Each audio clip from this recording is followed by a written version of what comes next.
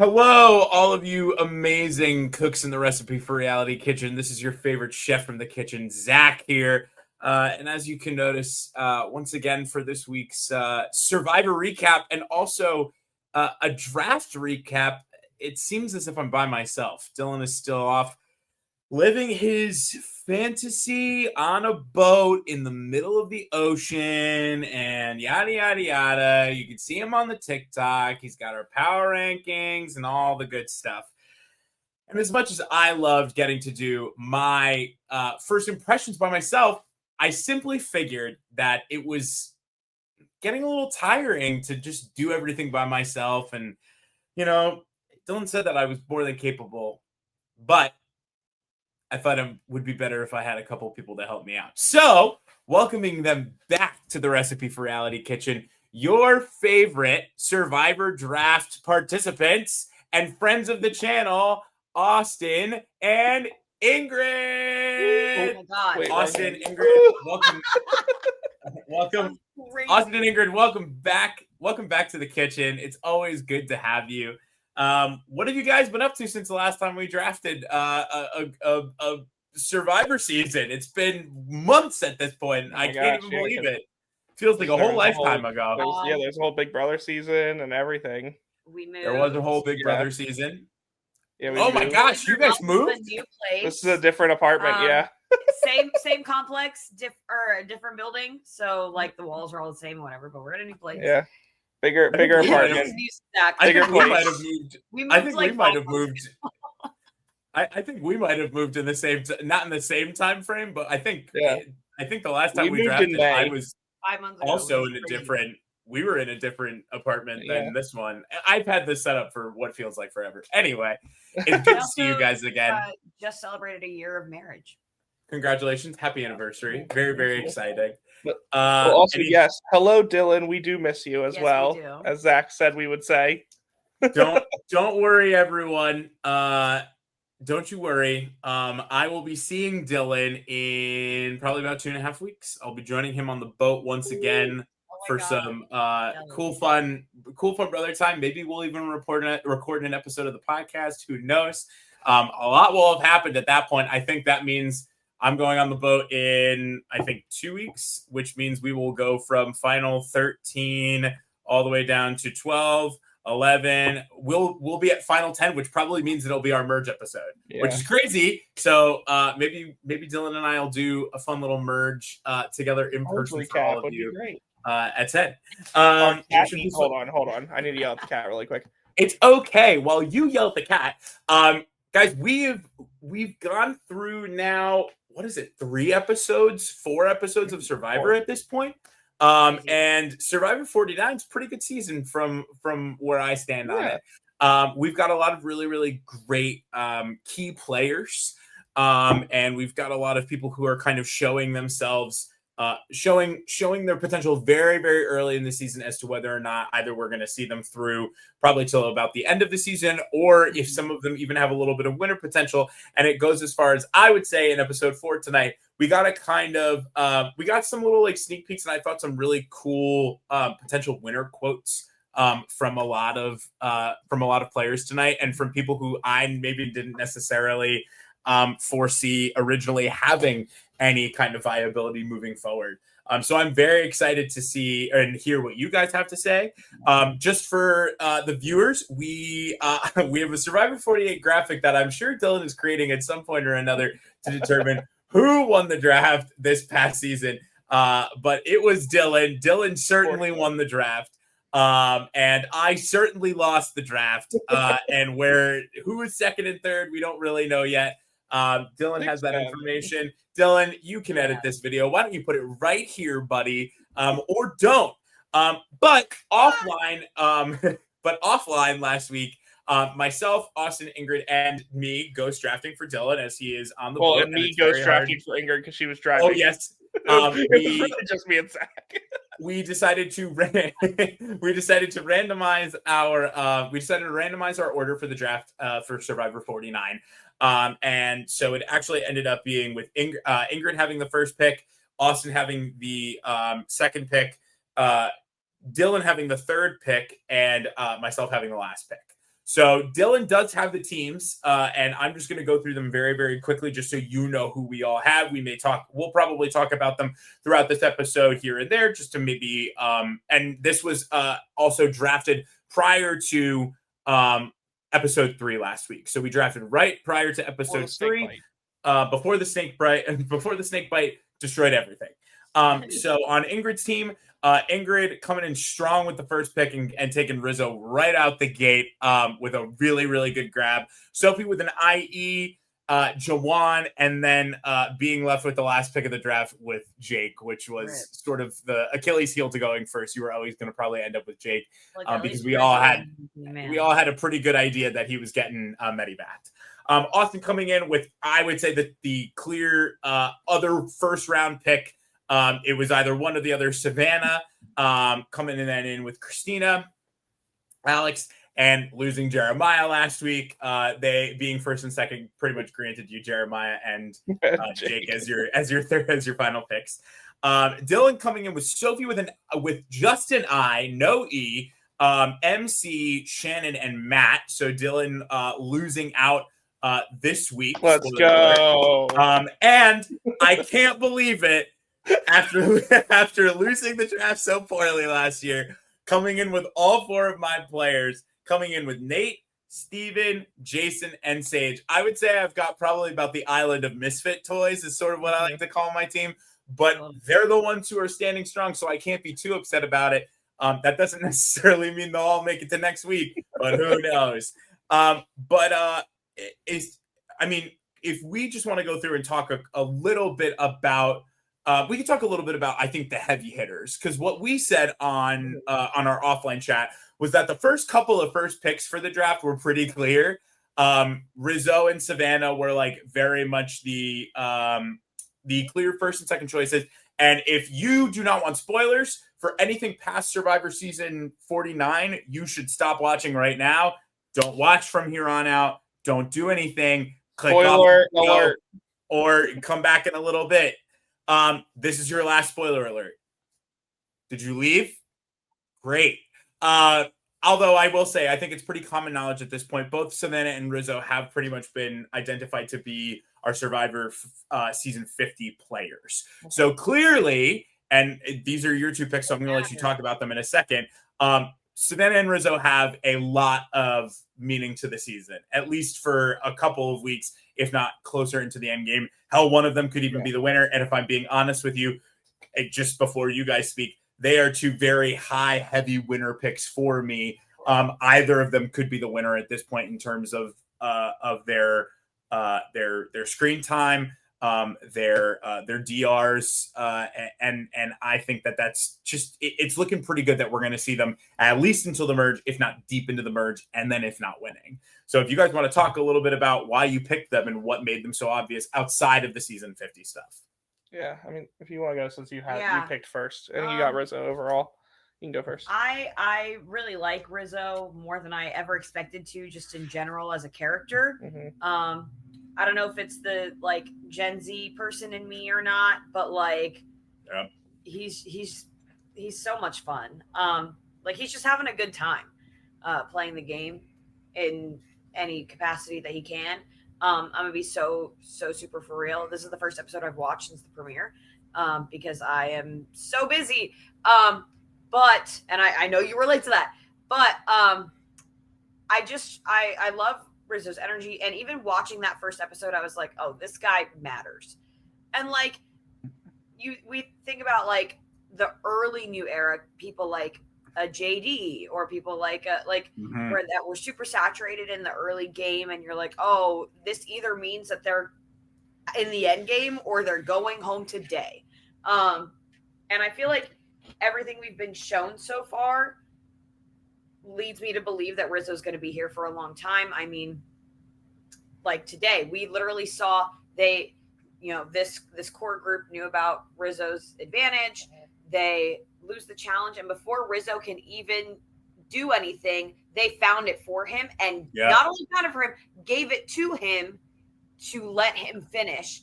And like that to me speaks absolute volumes about like how he's positioned, on top of the fact that he's like a confessional king, already has this advantage. Like that's giving me extra points. Like he's gonna be giving one-liners. He's gonna be giving episode titles, that kind of stuff. Like we knew RIZGOD before it even started. Like I think that he is the full package, even if he doesn't win, which something in my soul 100%. Says he doesn't for some reason, but we'll see. I don't know.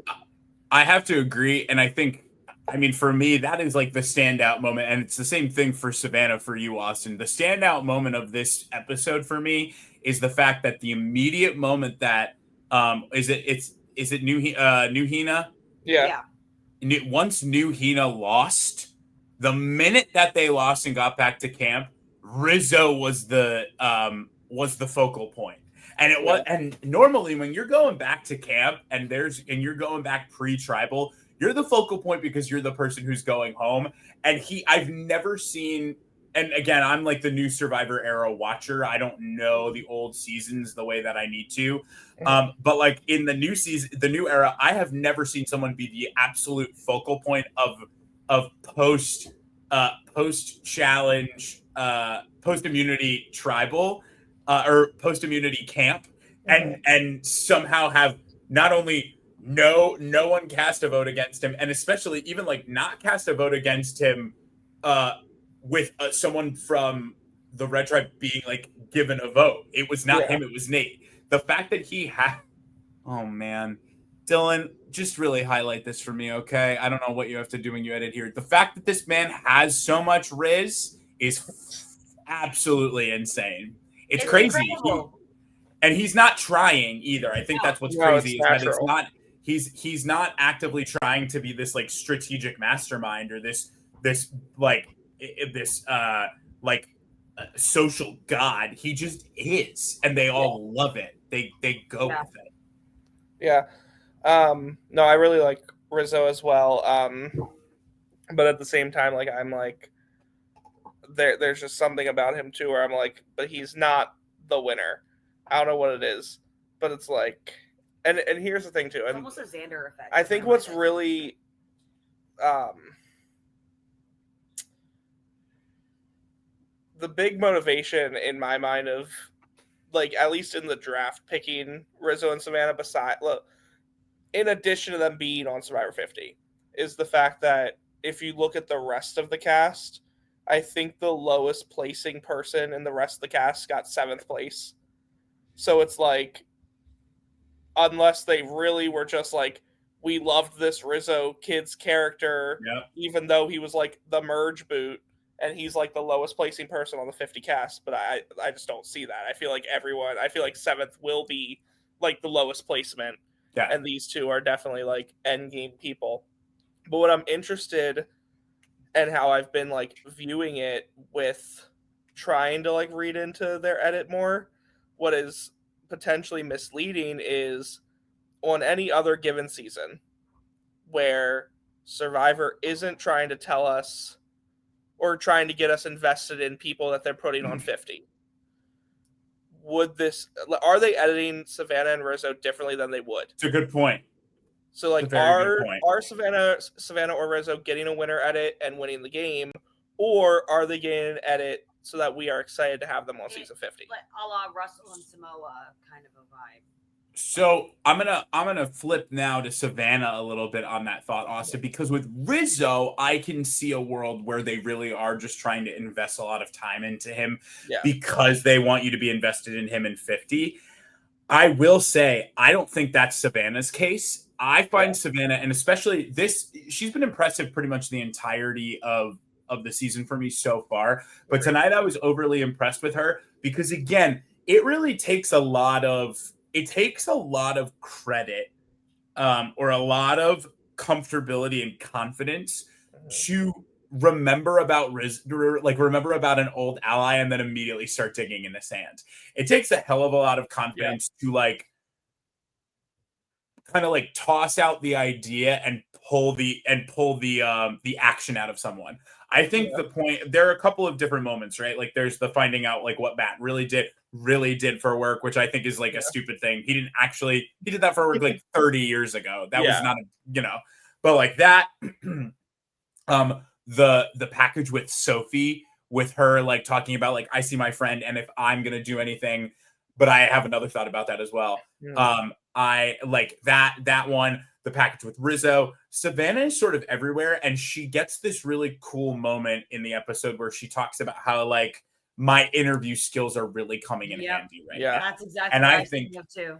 And I think that is a huge, like I said, I think there's a lot of juicy like winner nuggets in this episode. I think the thing that you can't really rely on yet is that we're only 4 episodes in, and we haven't seen a ton of like Steven yet, who like I do think, based on just like the way like he doesn't get a lot, but he gets a little bit, right? That whole idea of like him saying like him being open to both Shannon and Sage, which is a huge thing, because I feel like even though we didn't get a lot of them this episode, there's a world where we get a lot of them next episode.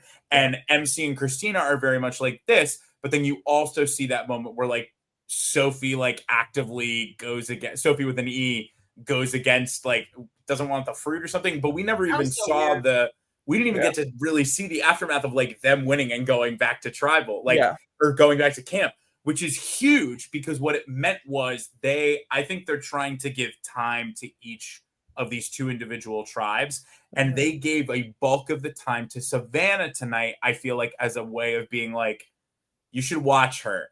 If it's between her and Rizzo as a winner pick for this season, I would say it's her. Yeah, I agree. But Rizzo, I think, is going to leave a larger lasting impact overall. My other comparison that I've been feeling a lot in Savannah's edit here is similar to that of like a Michelle Fitzgerald in Ko-Wrong, where she, and more so with Savannah, I do feel like she is driving a lot of the narrative still and driving a lot of street decisions, but like Uli didn't go to tribal in the first 3 episodes, but every time we went to Uli, we were consistently hearing from Savannah. Yep. She's the narrator.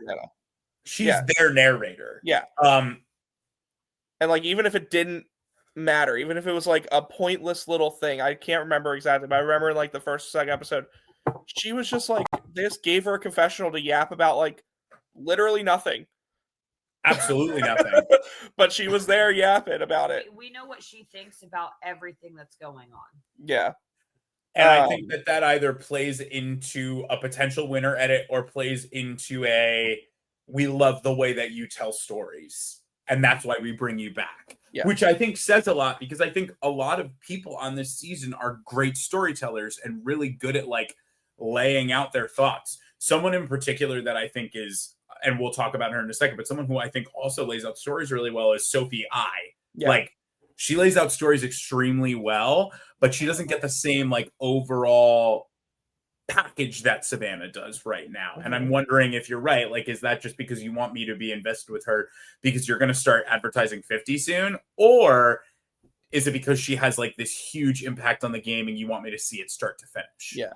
And I will say, this is because this could literally mean nothing, which is why I'm saying this. But from like the inside baseball of Survivor 50 casting that I've heard of, and who knows if this is an actual true statement or not, but what I had heard in the community rumor mill was that Savannah replaced Marianne. And so there's that potential of, did they swap out winner for winner? Female winner. Yeah. And apparently Rizzo replaced like Andy from 47, which kind of fits the vibe so far. The chaotic energy and whatnot. Yeah, I could see that. Savannah replacing Marianne, I feel like, is more of a tell. I'm gonna take us to a new direction for a second, because what I will say, and I feel confident just kind of looking at this, is that I feel like on all of our teams we have a potential winner pick. And I will tell you that I didn't think that until tonight. I thought less with Nate. I'll explain it in a second. I thought it with all of your teams except for mine. I didn't think I had a winner pick. And tonight I think I might have a winner pick, but I'll explain it in a second. I want to hop over to Dylan's team for a second, and I want to talk about Sophie I. And even before we do that, just like a really quick, because I don't feel like there's a lot to talk about on the new Camille tribe. Because I feel like they won, which wasn't like unexpected, but them winning, I mean, like it's pretty much laid out on the table what is sort of the situation over there right now. It's basically Sage and Shannon. Who do they pick? Yeah. And I think that that's going to be pretty much a clear, because Alex doesn't have to worry about anything, which I just really can't believe. That's a crazy matter of happenstance as well. But I think they very much have laid out like it is going to be either Sage or Shannon, and they probably will implode on each other. I will say I'm getting more of the feeling that it actually will end up being Shannon, just based on how confident her edit was tonight. Yeah, no, I think that was Shannon a little too secure. But I do want to talk about Sophie with an I. Yeah, Sophie with an I feel like is being set up very similarly to who was it? Maybe not Erica. Maybe Erica? I don't know. Set up in that kind of way where like I am helpless and weak and like I need people to assist me. Something that the first thing that they say to her at camp when they get there after the swap is so I think Nate says something to the effect of like, "This is fire, Sophie." Like, and that immediately to me was like, oh, and they subtitled it. And I was like, oh. And again, maybe Dylan has just made a conspiracy theorist out of me, but that was one of those first moments where the minute I heard that, I was like, all right, I'm going to watch Sophie in this episode a lot more. And she gets a lot. Yeah, and I figure like, it can clearly be because of course, like she's the only member from her original tribe. She was down to one of two. Like it is what it is. But that quote then immediately mixed in with this like package with Savannah and them becoming close. I can see them potentially becoming just as close as like Savannah and Rizzo are, and they're very, very close. Yeah. Then her having that moment where they're like, "You're not the black cat, Sophie. Like you're not the black cat. Like you're not." And then to sitting down at Tribal and just like very confidently having someone be like, "We adopted Sophie. Yeah, we adopted and pulled her in." Even rewind, Rizzo right after losing the challenge, being like, "Oh, by the way, beware advantage. We got it." There and immediately looping her in, like genuinely looping her in when they don't need to, because the truth, like no matter what, like they have numbers. Like there's no reason for her to.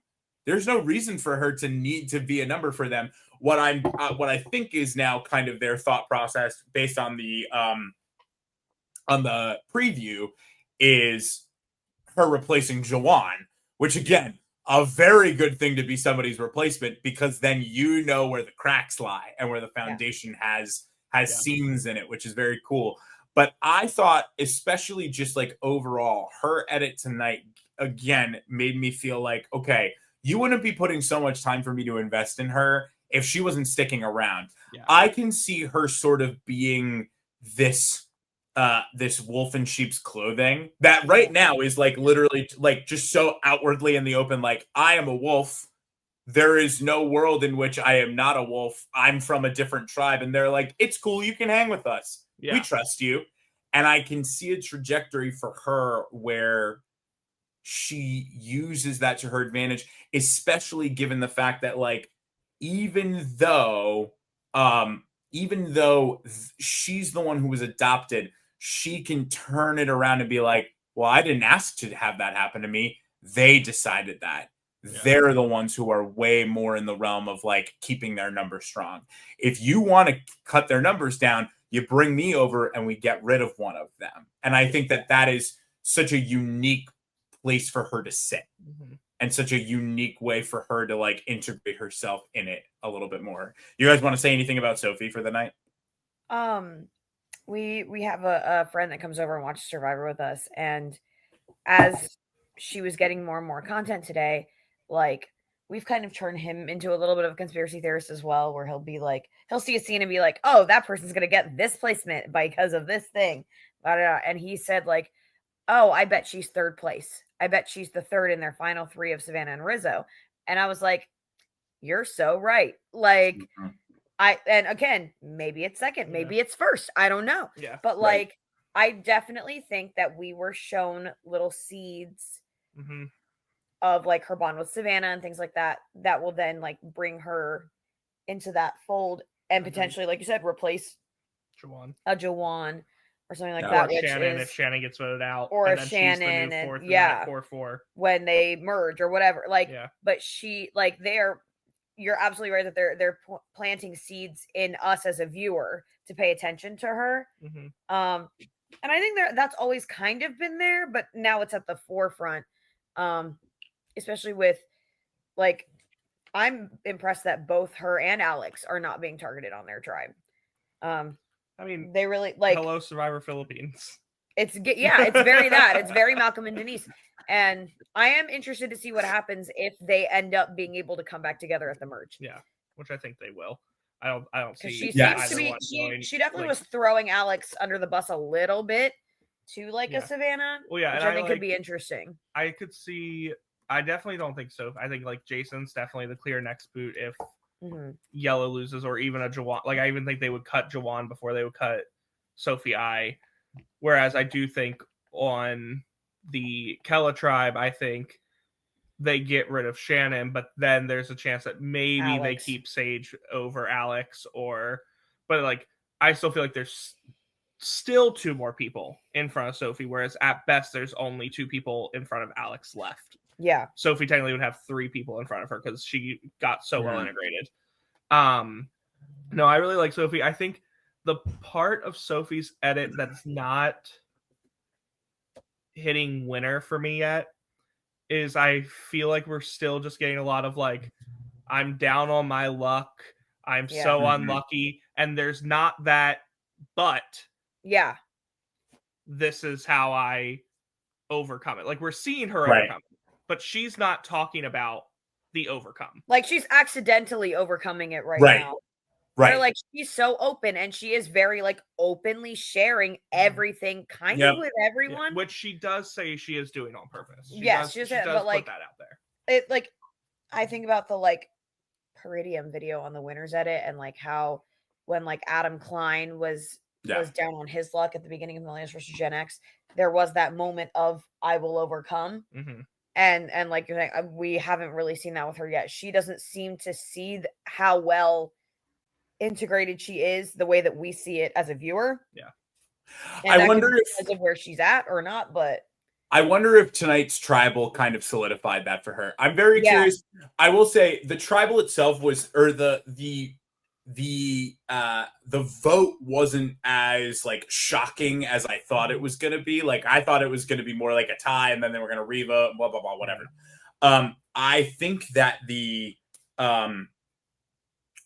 what's it called? The actual tribal itself was the most shocking. And I'm very interested to see, like, especially because I just looked it up. So Sophie and Savannah are the 2 who voted for Jason.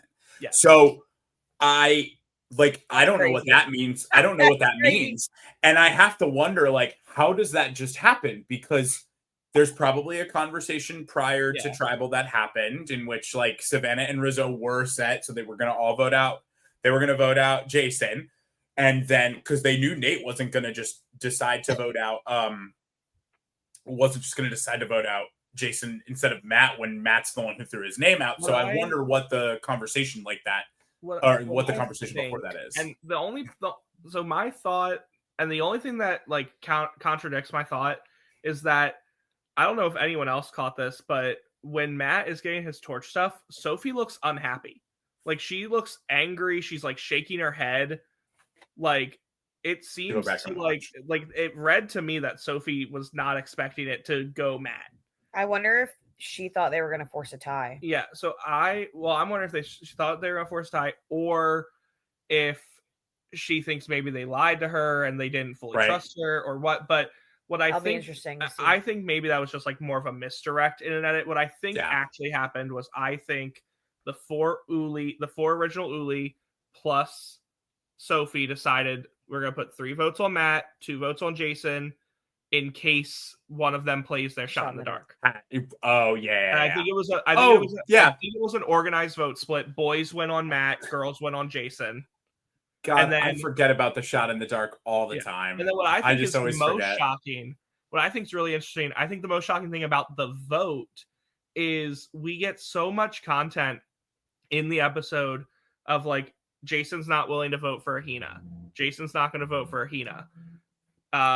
Savannah wants to vote Jason instead of Matt because he's unwilling to write Matt's name down. Jason wrote Matt's name down. And then they continuously over and over and over again during the tribal just keep bringing it up and bringing it up and bringing it up. Yeah. I was like, oh, they're going to vote him out. They're going to vote him out. And Jason voted Matt. But I wonder if that's what made Jason decide to do it, is that he's like, oh my God, if I don't do this, I'm screwed. Like which now brings me to, okay, I wasn't, and I'll be honest, I'm still not 100% convinced, but I'm trying to always listen. Again, Dylan has made me sort of into a conspiracy theorist. And then also, not for nothing, you really do get that, like, the winners get their quote. That's really what it is, right? For sure. And the only thing I can't decide is if I think it's a little too early and it's too early for us to be hearing that. But even still, like, I guess it depends on what they're going through in an episode. Jason has a quote very early on. I can't remember if it's prior to immunity or immediately post immunity, but he talks about being a rattlesnake. Yeah, and again, I was literally like, I was like tuned in and I'm watching and I'm doing stuff and I heard him and I was like, who said that? Because that, again, those things, if he had gotten voted out, I would have been like, it's the what's it called? It's the TJ. It's the TK, who I can't remember if it was TK or TJ. Where he had all these great quotes, but it was all just mouth, like it was all lip service. That I was like, all right. And then everything was lining up. I was like, oh, he's gonna get voted out. Like that was his like, I'm not the rattlesnake, I'm the one who got bit. And then he didn't get voted out. And I was like, oh, you okay.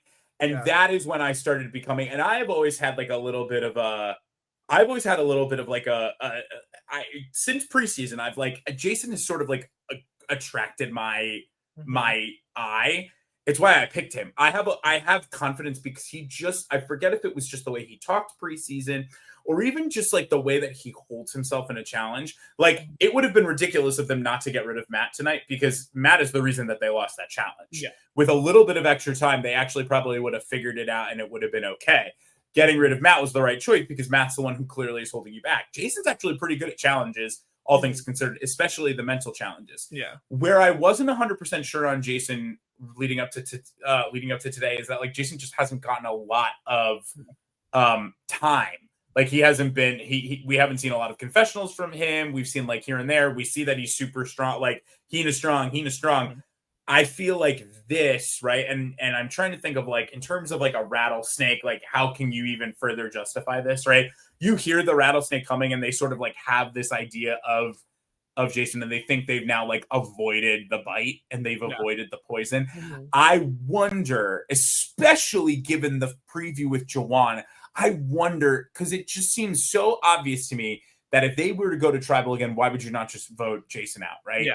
I have to wonder if there is a world where because of, and I think a lot of it is going to have to do with like Savannah, and a lot of it is going to have to do with like Rizzo and Nate. Like, what has to happen in order for him to come back out on the right side of this? Yeah. Because he can at least survive another tribal. I think that's the truth, right? Like if Jawan really is so sporadic and sometimes they just throw it out there in a what's it called, just to like throw you off the scent. But I really can see a world where they vote Jawan out, especially because they played so much again into the fact that like he knows he's on the outs. And then there's that little clip of Savannah saying he thinks it sort of is. Yeah. Like I can see a world where that again is like a wink, wink. Like you think Jason's going to go home next week, but we told you that it was probably going to be Jawan. It's so weird to me that Jawan is so on the outs because Dude, I feel love like Jawan. his actions Love have really him. like besides Yes. the whole like he took Savannah's bag thing and that like rubbed her the wrong way like on a social level, but like strategically he's always come back with like information. He's always Yes. told them the truth. Like he's never Yeah, done he anything hasn't like done anything. super shady. Like it's I'm very so mad interesting to about me the why that freaking- happens. I'm so mad about I'm- the fire crash out. I'm thing. curious. Yeah. I'm curious if there's something again that happens pre-tribal or like on the way to tribal that like sort of leads to the thought process. You know what I mean? Like My I feel two like there things has to be about something. Jason though. One, the friend that comes over to watch Survivor with us every week hates Jason. He finds Jason to be like the most boring person on this season. Which I think from like because I feel like that friend that comes over is very like baseline casual viewer of like this is like what your everyday average American who just like watches the episode and moves on with their lives. Which is Right. funny because he is a conspiracy Yeah, because theorist. he does, but like I feel like having him watch with us, like I feel like I get the insight into like what like crazy Yeah. super fans like us see in the show. Yep. And I'm like, Versus someone who's like a little bit Jason, more I on think the Jason's interesting, but he's bored by him. So maybe Yeah. there's something there that I'm getting. And then the other thing, and I know you have something about Jason to go. The other thing I find really interesting is that Jason and MC are both alternates on this season. And we only have gotten the content that Jason is. Like, we haven't heard a single time that MC was an alternate for the season, which I just find really interesting that we're getting that. I don't know what it means, but we're getting that insight into him that we're not getting into her when it's literally the same thing for both. And she's also a huge contender to win the game, I think. I would agree with that 100%. Ingrid. First of all, I was gonna talk about the alternate thing, Yeah. so thank you for taking that from me. But in addition to first of all, they never talk about somebody being an alternate on the actual show. Like, we have heard in interviews, we have heard in behind the scenes things, like we're crazy super fans, we know these things. But but they have Jason is the first time that on the show they have acknowledged that this person is an alternate and they did this. And I think that means something. I agree. But the other thing I was going to say was that happened in a Matt chat. And we have talked about in recent time that oftentimes the winner of the season is included in a Matt chat. And so I think that I don't remember who else got Matt chats. But I know that like that is something that to your benefit of thinking of him as the winner is that he has that going for him. Right. Yeah, I mean, he was spoken to in a Matt chat and we saw it. And they left it and in. listen, my biggest thing with Jason is that I really do think he just has a lot of growing to do in terms of like where Sophie sort of had adversary like an obstacle to overcome and then like sort of stumbled into it by accident and hasn't really realized it yet. Jason like sees a full-fledged like trial by fire in front of him and it's sort of like, I don't know how I'm going to do this, but I'm going to do it. And I think that that is something that especially and I think it just happens to be a happenstance that all four of the people who I currently think have like the overall highest probability of like being a winner pick right now just happen to be on this new tribe, right? I think a lot of it too is just given the fact that like we got to see so much of them today and we really didn't see the only people we really saw a lot of. The only other and I don't want to forget her either. The only person we really saw on the new Blue Tribe is Christina.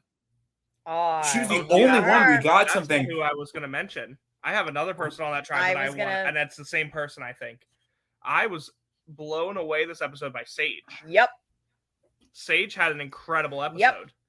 Yep. I forgot how good. I did forget how good her confessional was. That was it was very good. Out on the fakeness.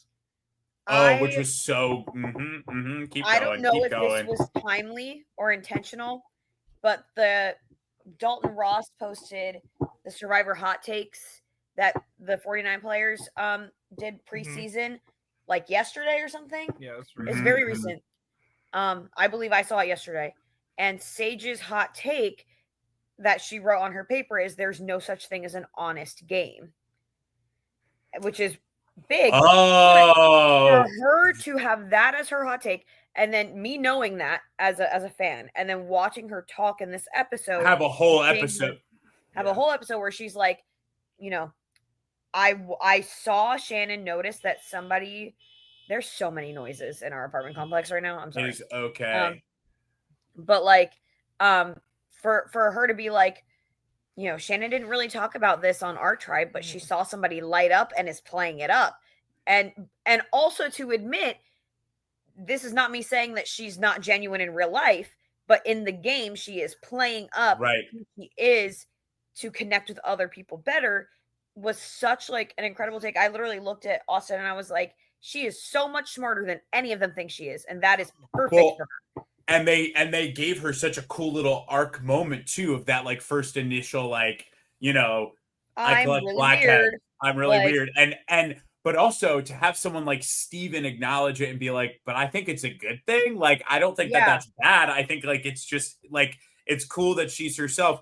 And then to immediately back it up with this completely non-weird take, this completely like, I'm watching. Yeah. You don't think that I'm watching? And for her to also acknowledge that she's like, it's not even just her being fake. It's that I have no doubt. Her wording, literally, you're right, Ingrid, is like, I have no doubt that she believes all of this, but she certainly wasn't like this on the last tribe. And like an acknowledgement of like, you decided that here it was more beneficial. Yeah. And I think that there is, I agree. I haven't even thought about that really. That is such a cool. Yeah. On my team too. So yeah. No, when doing all right. It's funny because you kind of caught me off guard when you started talking about Jason as who you were seeing as the winner pick on your team. Because I was gonna say I thought Sage. you were gonna talk about Sage because of just how strong I felt like our episode was tonight. Not only that, but then in the preview for next episode, they showed us Sage being like, Shannon thinks I'm on her side, but I will cut her like that. And I was like, you tell him, Queen. You tell him. Because Queen, like, go off, keep going. Yeah. No, our I friend agree. called her a better version of Carolyn because he's weirded out by Carolyn like too much, which is like that's not wrong though. I mean, that's not wrong in regards to like her gameplay, right? Where like Carolyn was a little bit like too brash and like forthcoming on a lot of things. Sage is very less like emotional than Carolyn is of a player, but equally insightful. Yes, and is very good at keeping it like herself. She has not her say that to anybody else. She only told us. No, and I mean, like, the good thing is you don't need to because you're not going to tribal. Like only at that point do you really need to like bust out the big guns and like take a shot and like throw the rope and hope it catches. Like she doesn't have to do that. So why would she? I am very curious as to how much of the beginning of next episode is actually us seeing the new Blue tribe talk about like their post immunity, because we really and correct me if I'm wrong, I don't think we saw a literal lick of them. No, I think we got like it's totally uncommon. I think it was actually rare that I think last week we only got to see the Uli idol hunt, one because it was important that we knew that Rizzo had the beware advantage, and two, there's only so much they could show us of three people strategizing for tribal. Right. I am a little surprised that we didn't even see like them eat the fruit, especially with the whole Sophie thing. They did make a big deal about the fruit. They made like they showed us Sophie being really weird about the fruit for some reason. Yeah, no, that's fair. And I will say, then there was no payoff to that. I do want to circle back. Zach was about to launch us into a praising of one of my favorite characters of the season, and Christina. I think she is great. Yeah, I love her. I think she's great television. I think she has still so much more personality to show us. Yes, I hope she's here for a while.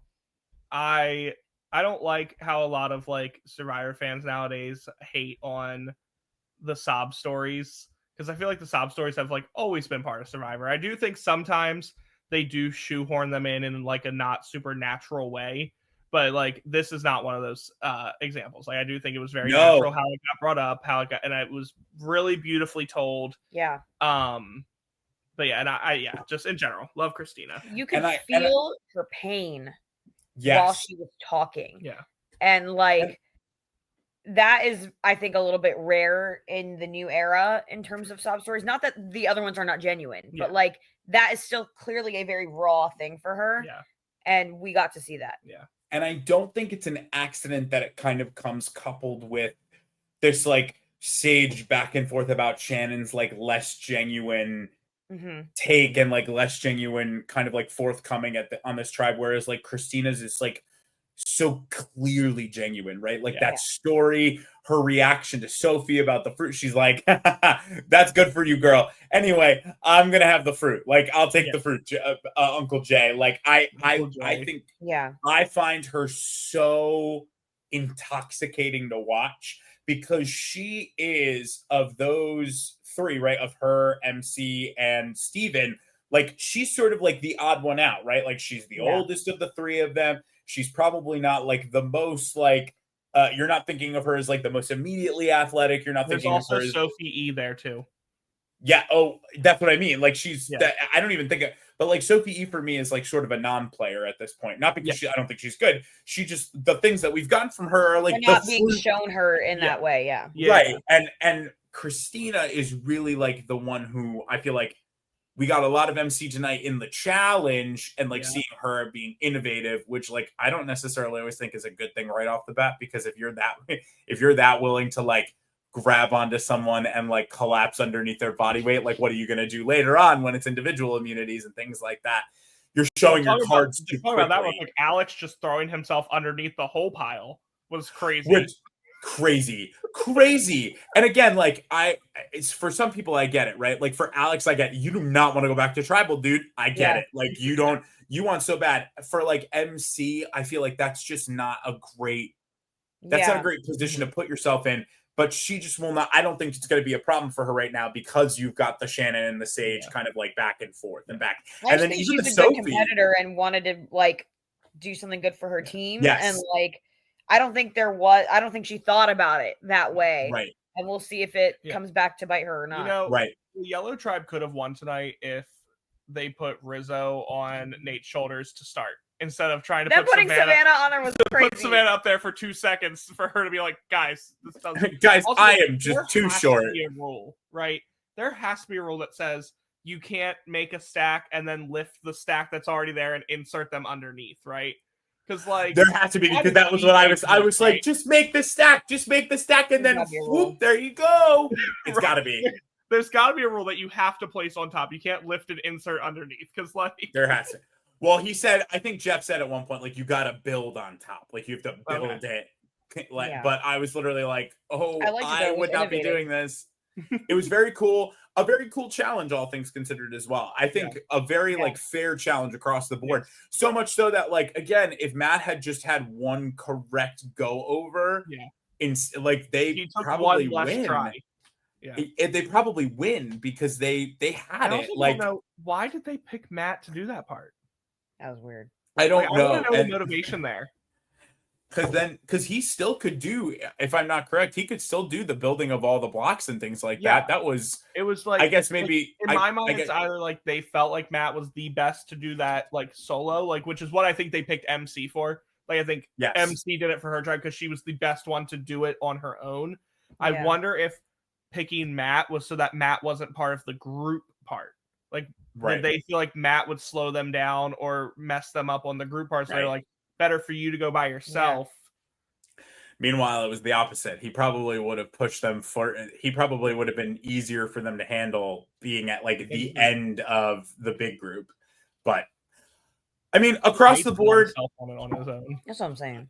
I mean, across the board, I think, and I sort of alluded to this at the beginning, I think that this is a really good season with a lot of like very good players. I mean, we sort of alluded to kind of everyone in this. I think the only one that we really didn't talk about was, I think we've talked to, I mean, like Sophie with an eye, but we haven't really gotten a lot from her in the last couple of episodes. I feel like it's been very like, we got something in the beginning. She had a lot of good potential, but then like this episode in particular, where it seemed like everyone sort of got a little bit of like the limelight. Her biggest spotlight was I don't want the fruit. I'm so curious about it. I want to know why we saw that. Right. So And I don't think that she's necessarily a bad player. I don't think it takes her out. I think her and Steven are really sort of my like, That's the other person that we didn't talk a ton about was Steven, who I do think has interesting a lot of potential to either do really well or be a huge like merge flame out. And he's clearly watching and listening. We didn't talk a ton about too was Nate, who I am also very high on. Nate, I love a lot. Worried about Nate for exactly one reason, and it's because of how like I know where you're. How quickly he went on the offense. Yeah. When he was targeted, it was immediate. Period. And based on Matt wanting to get him out, it is very clear that Hina sees him as the leader of their tribe, which is great for a Savannah and a Rizzo. Yeah, but not good for a Nate. Target him before them every time. But like for him to become so defensive, not be willing to write anybody else's name down, like clearly tunnel vision about it is a little concerning to me. And he was the one to be very open about the fact that they like took Sophie under their wing. Like he just is a very open player. And I think again, like there are little nuggets and like little hints to like him wearing his heart on his sleeve, right? Like him talking about his daughter and crying in the hammock. Like there are clear, obvious signs to like he's very emotional. And if he dials it back just a tiny bit, I feel like he has a good shot at like really making an impression. The problem is he's not making an impression in the correct way right now. Again, which is why I'm like, you guys were more weirded out by Jawan. Like Nate went on the offensive. But what I will say is I think that from a Savannah and Rizzo standpoint, Nate's probably a really good shield.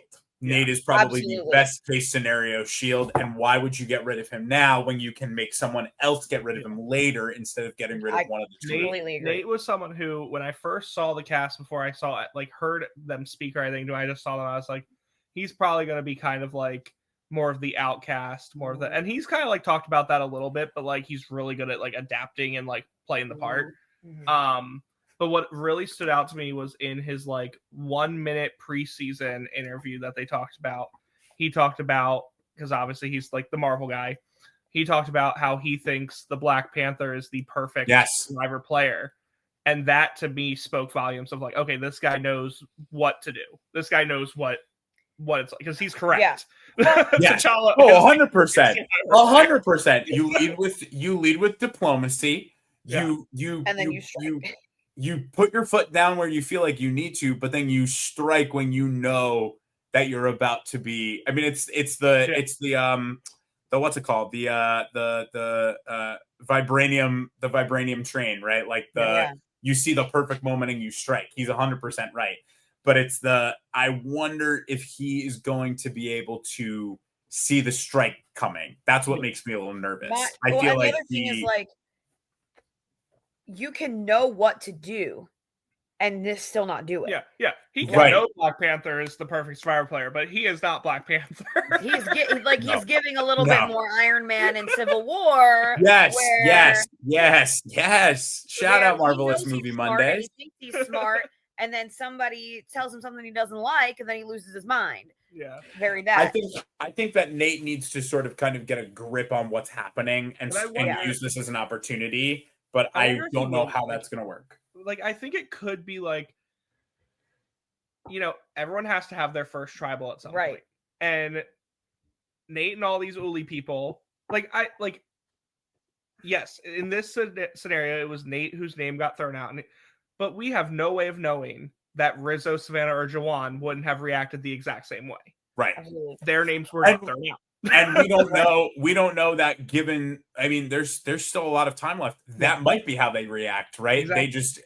It's just a matter of, and again, I don't necessarily think he is in any way, shape, or form the one who is in the most danger of going home, even if they do find, even if they do find themselves at tribal again. I really do think that it is probably a Jason or Jawan, just based off of that. Based off of that preview, they never merge, and that tribe gets down to just him, Savannah, and Rizzo. In which case, I could even see a world where Rizzo does go with Nate, because Rizzo and Nate are so close. Yeah, right. I will be very interested to see sort of like where we're headed next week, because I think that it's all going to depend on, again, who wins tribal. Like, even thinking about, as we think about like safety rankings and things like that, I don't know where I'm falling, because again, like, I will always probably, spoiler alert, Dylan, for when you want to cheat. You would never cheat. Dylan would never cheat. He's not a cheater. It's always going to be very easy to put Rizzo and Savannah at the top, because until we see a clear moment of danger, it's pretty much safe to say that they're characters for the season. It's probably pretty always safe to put like Sophie I pretty clear and high up. It's always probably easy to put someone like MC high up, because she had that moment with Matt at the beginning. So it's sort of like, well, we see where the dynamic is. When you get lower, that's when things sort of like, again, could Nate be totally fine? Yeah, but like, he could also be in danger. Is Steven someone who I think is like going to go home early? No, probably not. But he's so in it, like, he's so out of sight, out of mind right now, that all it's going to take is one happenstance of a moment in an episode to be like, all right, and there he goes. There goes Steven. And I think that that's the problem right now, is that there are clear winners for me, or clear winner picks for me, but not clear next boots, which I feel like is a rarity in the new era. I feel like in the new era, we usually have a pretty good idea on where people's heads are at, but I don't necessarily think that's true. I will say one thing about Steven that is also a little bit concerning to me. Like, again, episodes 2 and 3, I don't know. But I vividly remember in episode 1, him getting a confessional, or almost like a full scene, maybe even talking about his insecurities, and not in a good way. Like, a lot of times we get like these kind of nerdier players who talk about their insecurities, but they're like finding themselves on Survivor, or they're like, I'm going to try not to be that person, or like they're showing, and like what we got with Steven was, I think there was literally, wasn't there like, maybe I'm making this up, but there was like, in my mind, I'm remembering like a like camera shaking moment of like, oh my God, are these people talking about me? Oh my God, are these people talking? Like, I almost was like Andy, which obviously it worked out very well for Andy, but like, because he was able to recover, but like, they showed us that for a reason. And I don't know where that's going to come into play, but I do worry that at some point is going to be his undoing, that he's going to get too paranoid, or he's not going to believe somebody who he actually should trust. And like, and that's something along those lines is going to be what does him in. And it could be next week. It could be mid-March. I don't know. To touch on, Zach, what you were saying though, too, about the, like, there's very clear winner contenders, and then there's very clear, like, there's not clear next outs. I think if Survivor hadn't gone so out of its way to spoil Jake last episode, no one would have seen that coming. Jake was like the winner pick on Blue. Like, his edit was so, like, we're getting Jake back. Jake is playing Survivor. Joe. They love him. Jake is playing Survivor again at some point. It's just not 50. It's just sad to have it happen. It's okay. But like, he, like, no one would have seen that coming if Survivor didn't go so out of its way to like tell us he was going. Well, we are at our clean like hour mark, and you've got 3 teachers who have school in the morning. Austin, Ingrid, any last thoughts on just Survivor 49 currently, our drafts this past episode? Any last, like, leave it out all on the table? No, I'm really enjoying the season. There's no one on the season that I'm like, I really hope this person gets voted out soon, which I feel like I always find that person in the past, like, few seasons. And eventually it changes. Like, I will say, like, for 47 at this point in time, I was like, can Andy please get voted out next now, please? And by the end, I was like, damn, I didn't want Andy to go at final 6 or whatever he went. Yeah. Right. Like, last season, unfortunately for me, and not at this point, not this early on, but it got to a point where it was Eva for me. I was just like, I would just like Eva to go now, please. Meanwhile, I was like, Eva should win. But like, I don't have anyone like that on this season that I'm just like, please, Lord, get rid of them. So like, it's still early too. It's still early. It's only like, final 13. I mean, I probably was saying the same thing last season, because as much hate as a lot of people give last season, I enjoyed it. I like when people have fun on Survivor. I know like the thing that I always think about, because it's been coming back on my like Twitter verse I've seen, because people are like, this is the misery I sat through last season of like the fried chicken and waffle chant. I think that shit's hilarious. I loved it. Hey, listen, it is, at the end of the day, it's a freaking TV show. Yeah, You're there's allowed to nothing have wrong fun. with that. I was like, these people are having fun in a miserable situation, and you're Right, gonna shit on them for it? And all of them want to win $1 million, and only one of them's gonna win. So like, leave them alone. Leave them alone. But yeah, I've enjoyed Survivor for the past few seasons as much as people have given the new era crap and stuff. And yes, I think hopefully with 51 we see a decent amount of changes in format, but I still love Survivor, and I have really enjoyed this season, and hopefully that continues. Also, this is recap for Recipe for Reality, so I also just want to shout out winner of BB 27, Ashley Hollis. Super happy love her. Queen. Ashley, you're not watching this, but I love you. I do have well, maybe she will one day. I do promise that you do have a BB27 recap coming from Nina Randazzo, sister of the Dylan Randazzo himself.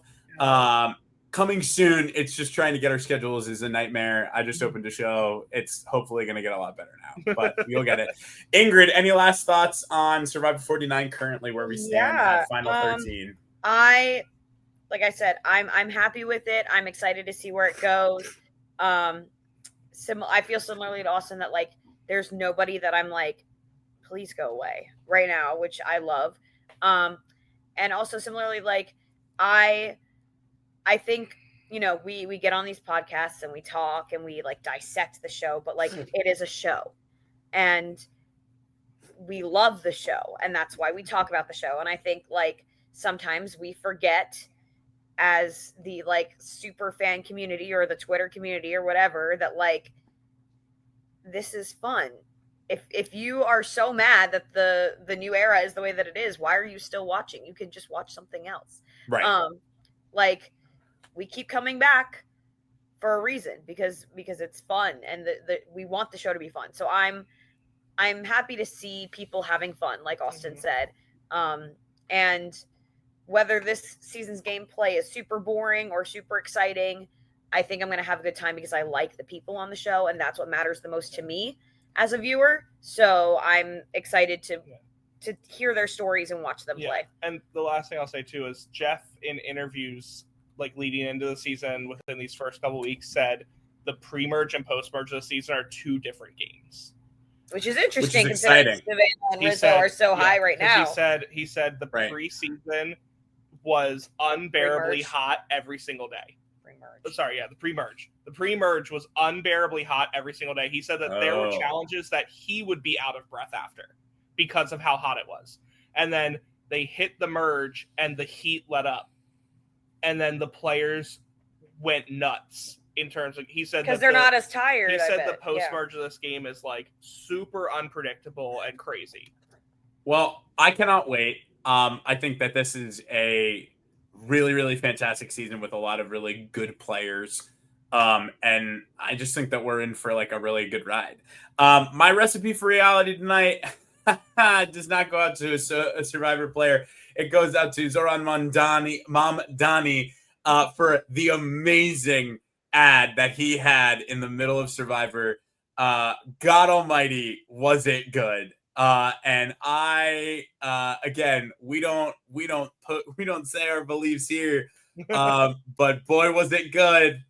Was it good. And if you're in New York, and don't forget that it's almost election day, so you go out and you should vote, and you should be a part of making the decision for your future and the future of kind of the world that we're living in, because boy howdy, I would very much like our pre-merge to end, because I'm also hot all the time with the heat around from the fire and the flames everywhere. Anyway, my recipe for reality is Ashley Hollis winning Big Brother 27. Incredible. Ingrid, a quick recipe. I was actually low-key gonna say Sage, because I was so pleasantly surprised by her. Incredible. And I'm really excited to see where she goes, and I hope she's not like out soon and that they like side with Shannon, because I really want to see more from her. Incredible. So I'll say a Um, Survivor related thing. Thank you all so much for watching. Austin and Ingrid, thank you for joining me once again. It will not be the last time this season. I'm sure that you join me. Yes. And if you're watching and you want to come and hang out on a podcast and talk Survivor with me, you are more than welcome to. We'll have more guests throughout the season. You'll keep yourself posted for mine and Dylan's power rankings, and you know where you can find me. You can find me at the little bird's not below me, but it's Zakaraba. It's go back and watch a different recipe for reality. It's there. Austin Ingrid, where can they find you? Can they find you anywhere specific? I'm on X/Twitter. It's Austin Wilson, Twitter. yeah, Austin Wilson 96 is my Great. handle there. And Ingrid, anywhere? I'm not on Twitter. At school is where you can find Ingrid. School. Yeah, I'm at school. I mean, but I have fun reading everybody else's stuff. But I'm always down to yap about Survivor, Big Brother, any of that. So I'll come back anytime. You know, I love it. Dylan, we love you. We miss you. It's not like you're dead. You're just on a boat. And that's this episode of Recipe for Reality. We love you guys. We'll see you next time. Goodbye. Outro video.